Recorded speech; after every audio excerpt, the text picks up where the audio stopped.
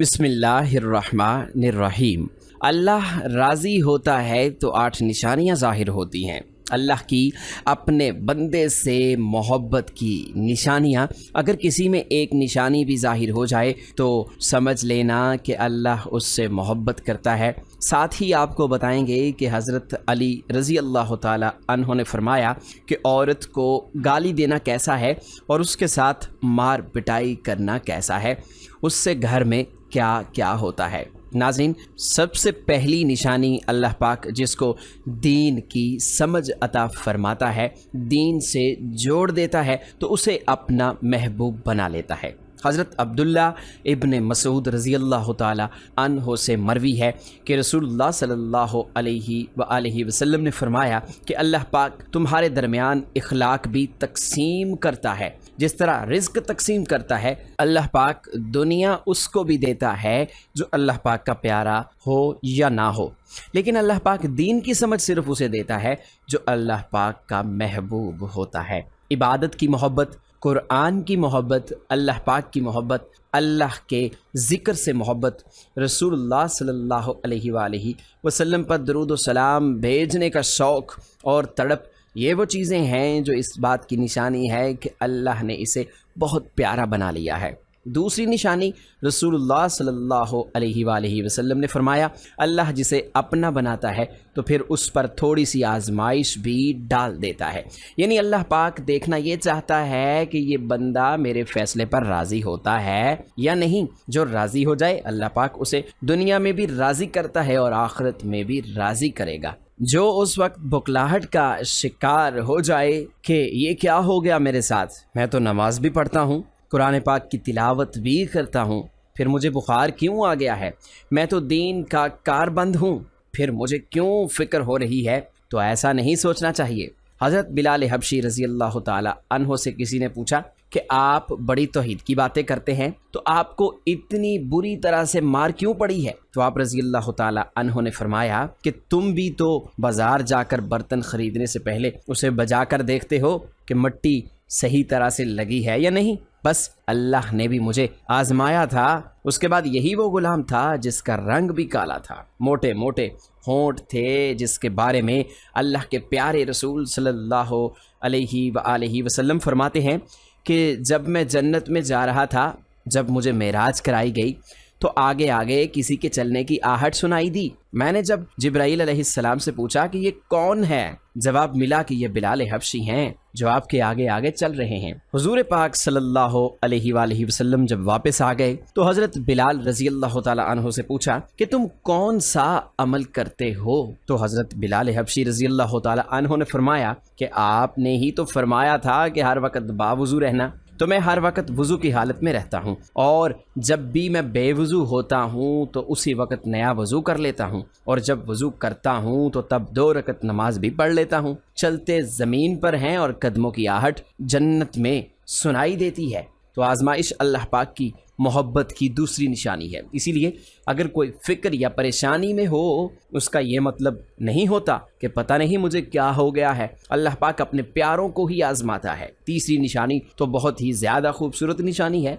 जिससे पता चल सकता है कि अल्लाह पाक किससे राज़ी है और हमसे मोहब्बत करता है या नहीं। अल्लाह पाक जब किसी बंदे से मोहब्बत करता है तो उसकी तरफ खूबसूरत बदलाव लाता है। हदीस में आता है कि जब अल्लाह पाक किसी से मोहब्बत करता है तो अल्लाह पाक हज़रत जिब्राईल अलैहिस्सलाम को फरमाता है कि उसके बाद आसमानों में ज़लज़ला आ जाता है, सब फरिश्ते बेहोश हो जाते हैं, और फिर जब अल्लाह के हुक्म से सब होश में आते हैं तो सबसे पहले जिब्राईल अलैहिस्सलाम को इजाज़त होती है। तो हज़रत जिब्राईल अलैहिस्सलाम सवाल करते हैं कि हमारे रब ने क्या फरमाया, और उसके बाद खुद ही कहते हैं कि अल्लाह ने जो भी फरमाया होगा वो हक फरमाया होगा। फिर अल्लाह फरमाता है, जिब्राईल मैंने आज उस बंदे को अपना महबूब बना लिया, तुम भी उसे अपना महबूब बनाओ। हज़रत जिब्राईल अलैहिस्सलाम उस बंदे से मोहब्बत करने लगते हैं। پھر حضرت جبرائیل علیہ السلام کو حکم ہوتا ہے کہ آسمان کے تمام فرشتوں کو خبر دے دو یہ اللہ کا پیارا بن گیا ہے۔ حضرت جبرائیل علیہ السلام آسمان کے تمام فرشتے اور تمام نورانی مخلوقات بھی اس سے محبت کرے،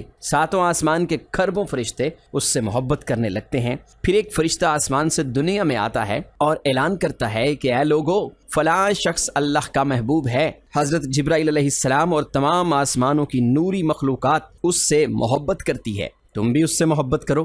پھر دنیا والوں کے دلوں میں اللہ پاک اس بندے کی محبت ڈالتا ہے۔ تو اس لیے دنیا میں 2 کام ضرور کرو جس کو کرنے سے اللہ پاک ہم سے راضی ہو جائے، ہمیں اپنا محبوب بنا لے، انشاءاللہ دنیا اور آخرت میں کامیاب ہو جاؤ گے۔ حضرت عبداللہ ابن عباس رضی اللہ تعالی عنہ فرماتے ہیں کہ جب نیکیاں قبول ہو جاتی ہیں تو انسان کے جسم میں یہ 5 نشانیاں ظاہر ہوتی ہیں۔ نمبر 1، جب انسان کی نیکی قبول ہو جاتی ہے تو اس کی وجہ سے اس کے چہرے پر عجیب سی رونق آ جاتی ہے، یعنی وہ انسان دنیا کے سامنے اپنی خوشی کا اظہار اپنی مسکراہٹ اور بشاشت کے ساتھ کرتا ہے اور وہ ہر وقت خوش رہتا ہے، بلکہ یوں لگتا ہے کہ اس دنیا میں اس سے بڑا سکون اور وقار والا کوئی نہیں ہے، لگتا ہے کہ اسے دنیا کا کوئی غم ہی نہ ہو۔ یہ خوشی ہر ایک کو نصیب نہیں ہوتی۔ نمبر 2، اس کا دل روشن ہو جاتا ہے، یعنی وہ ہر وقت اللہ کے وعدوں پر امید رکھتا ہے، اس کے پاس کچھ ہو یا نہ ہو لیکن اس کے دل میں اتنی خوشی ہوتی ہے کہ اس کو کوئی پرواہ ہی نہیں ہوتی۔ اور یاد رکھنا، امیر انسان مال سے نہیں بنتا بلکہ امیر ہمیشہ دل سے بنتا ہے۔ حضرت علی رضی اللہ تعالیٰ عنہ فرماتے ہیں کہ دولت مٹی کی طرح ہے اور مٹی کو پیر کے نیچے رکھنا چاہیے، اگر سر پر چڑھاؤ گے تو وہ قبر بن جائے گی اور قبر زندہ لوگوں کی نہیں ہوتی۔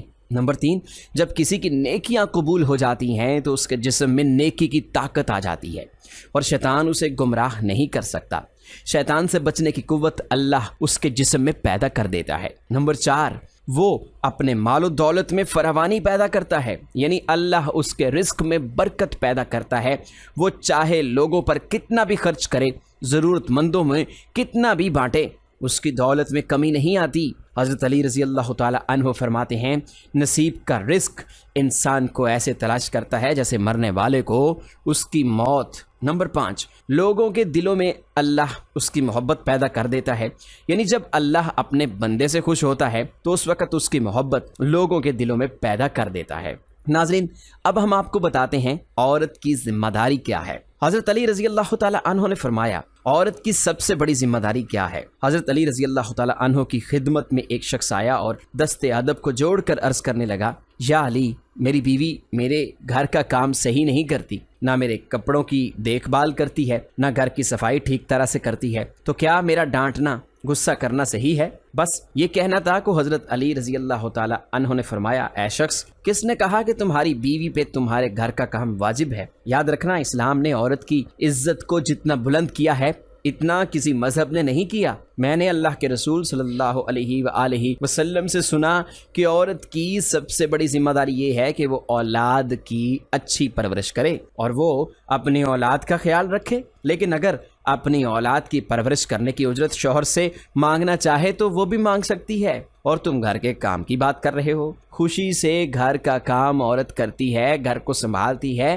تو یہ اس کی عظمت ہے، یہ اس کا بڑا پن ہے، اس کا شکریہ ادا کیا کرو، اس کا احترام کیا کرو۔ میں نے اللہ کے رسول صلی اللہ علیہ وآلہ وسلم سے سنا کہ جس وقت عورت اپنے گھر کا کام کرتی ہے اس وقت اللہ اپنے فرشتوں کو زمین پر بھیجتا ہے اور کہتا ہے کہ جب تک یہ عورت گھر کا کام کرتی رہے اس کے لیے عبادت لکھتے رہو، اور وہ پورا وقت جو عورت گھر کے کام میں لگی رہتی ہے وہ اس کی عبادت میں شامل ہو جاتا ہے۔ یہ عورت کی عظمت ہے کہ وہ تمہارے گھر کو جنت بناتی ہے، تمہارے بچوں کو عظیم انسان بناتی ہے، لیکن اگر کوئی عورت پر ظلم کرے، گھر کے کام کی وجہ سے اسے ٹوکتا رہے، اس پہ ظلم کرتا رہے، تو روز محشر میں اللہ اس انسان کو گدھے کی شکل میں اٹھاؤں گا اور دوزخ کا ایک دروازہ ان لوگوں کے لیے کھولا جائے گا اور یہ کہا جائے گا کہ یہ وہ انسان ہیں جنہوں نے اپنی عورتوں پر ظلم کیا، ان کو حقیر سمجھا اور ان کو غلام سمجھا۔ ناظرین، اب ہم آپ کو بتاتے ہیں حضرت علی رضی اللہ تعالی عنہ نے فرمایا گھر میں عورت کا رونا کیسا ہے، عورت پر ظلم کرنے کی کیا سزا ہے۔ حضرت علی رضی اللہ تعالی عنہ راستے سے گزر رہے تھے، دیکھا ایک شخص اپنی بیوی پر ظلم کر رہا تھا۔ حضرت علی رضی اللہ تعالیٰ عنہ اس کے قریب گئے اور فرمانے لگے، اے شخص اللہ سے ڈرو، تمہاری مفلسی، پریشانی اور رزق میں تنگی کا سبب یہ ہے کہ تمہاری بیوی تمہارے ہی ظلم کی وجہ سے تمہارے ہی گھر میں روتی ہے۔ میں نے رسول اللہ صلی اللہ علیہ وآلہ وسلم سے سنا کہ جس گھر میں عورتیں روتی ہیں اس گھر میں رزق کے فرشتے نہیں آتے، اور یوں اس گھر میں رہنے والے مردوں کے رزق کی راہیں تنگ ہونے لگتی ہیں، اور یوں وہ پریشانی اور مفلسی میں گرفتار ہو جاتے ہیں۔ یاد رکھنا، اللہ نے اولاد مرد کی تقدیر اور دولت عورت کی تقدیر میں لکھی ہوئی ہے۔ اگر تم یہ چاہتے ہو کہ تمہارے رزق میں فراوانی ہو اور عزت، شہرت، دولت دن بدن بڑھتی جائے تو اپنے گھر میں اپنی عورتوں کا خیال رکھا کرو، انہیں خوش رکھو۔ اللہ کے فضل و کرم سے تم عزت، شہرت اور دولت میں فراوانی پاؤ گے۔ ناظرین، اسی طرح کا ایک اور واقعہ ہے کہ ایک مرتبہ حضرت علی رضی اللہ تعالی عنہ راستے سے گزر رہے تھے۔ آپ نے دیکھا ایک شخص اپنی عورت پر ظلم کر رہا تھا اور اس کی توہین کر رہا تھا۔ حضرت علی رضی اللہ تعالی عنہ ان کے قریب گئے اور فرمانے لگے، اے شخص یاد رکھنا، اللہ نے مرد کو طاقتور اس لیے بنایا ہے تاکہ وہ عورت کی حفاظت کر سکے، نہ کہ عورت پر ظلم کرے۔ میں نے نبی کریم صلی اللہ علیہ وآلہ وسلم سے سنا، جو مرد اپنی عورت پر ظلم کرتا ہے تو اللہ اس پر لعنت بھیجتا ہے۔ تو اس نے کہا، یا علی، یہ میرے نکاح میں ہے، میں اس سے جو بات کہتا ہوں یہ میری بات نہیں مانتی۔ تو حضرت علی رضی اللہ تعالی عنہ نے فرمایا، نکاح کا مطلب یہ نہیں کہ تم نے اپنے لیے غلام خریدا ہے، بلکہ نکاح کا مطلب یہ ہے کہ تم نے اپنی نسل کو بڑھانے کے لیے اس عورت سے مدد طلب کی ہے اور تمہاری اولاد کی اچھی تربیت کے لیے اس عورت کو چنا ہے۔ اے شخص، جس سے مدد لی جائے اس کو غلام نہیں سمجھتے، اور جو تمہاری اولاد کو پروان چڑھائے اسے حقیر نہیں سمجھتے، بلکہ تمہیں تو اس کا شکر گزار ہونا چاہیے۔ یاد رکھنا، عورت پر ظلم کرنے کا مطلب ہے اولاد کی بغاوت۔ آنے والے وقت میں اولاد اس عورت کے جسم سے تمہیں نصیب ہوگی اور اس کے وجود میں تمہارے لیے بغاوت ہی بغاوت ہوگی۔ اللہ تعالیٰ سے دعا ہے کہ اللہ ہمیں دین حق پر چلنے کی توفیق عطا فرمائے، ہماری اولاد کو ہمارے لیے رحمت بنائے اور ہمیں دین کی مکمل سمجھ نصیب فرمائے، آمین۔ ناظرین، کمنٹ باکس میں اللہ تعالیٰ کے 99 ناموں میں سے ایک نام ضرور ٹائپ کریں۔